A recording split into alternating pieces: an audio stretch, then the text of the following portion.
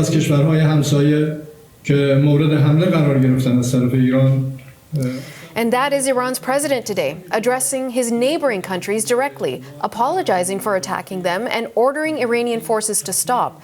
He also posted on X today, saying Iran is not attacking friends, but rather U.S. military facilities in the region. Yalla, straight to the airport. Oh my God.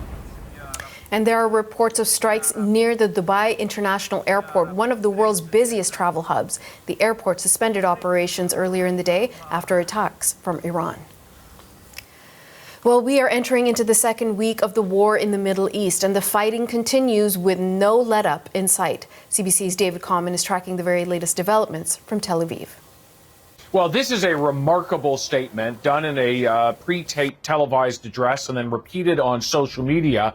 Iran's president saying sorry to all of the neighboring nations. He doesn't actually use names when talking about those nations, so we're left to guess who exactly he's talking to and also what the consequence of this apology might be. He's saying sorry for the attacks that Iran has carried out on neighboring nations and saying that if Iran is not attacked by those nations, it will not respond. So what is going on? Why is Iran's president doing this? A couple of things to note.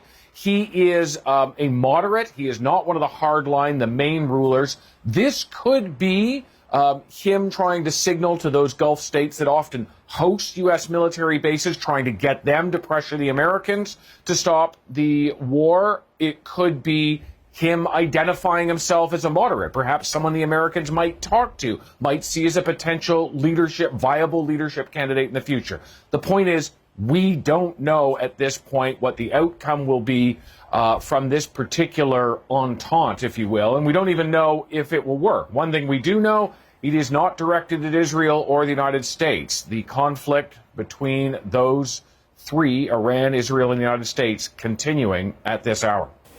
David, let me ask you about the impact, if any, there has been from that address. Are you seeing any response? Not at this point, except from the U.S. president, who, of course, has called for Iran's unconditional surrender.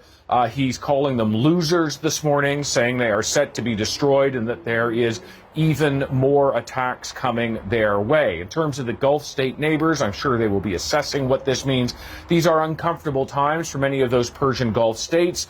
They are, in many cases, furious with Iran, but that does not necessarily mean that they are pleased with the Americans either. It is a difficult time right across the region with so many countries being engulfed in some way or another with this. At the same time, we have seen attacks, for instance, on Dubai's airport. Over the course of the day, we've seen an oil tanker purportedly lit on fire during what Iran says was an attack off the coast of Kuwait.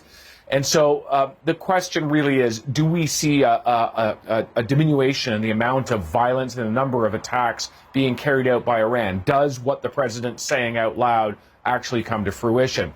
We're also continuing to see significant attacks inside Iran by both the United States and Israel. Residents in that city, as we get back to darkness, describe last night and the night before as the worst of the war when it comes to airstrikes, talking about Tehran in particular, the main airport struck in that city, and continuing to see many targets hit by both American and Israeli missiles, drones, and warplanes. And the expectation is that is likely to continue as we see more and more nations up their readiness status in terms of an ability to respond militarily. That particularly involves a number of European nations. And we are, for Canadians stranded in this region, starting to see the beginnings of more flights leaving from certain countries that to this point had been either closed airspace or very heavily restricted. CBC's David Common reporting from Tel Aviv.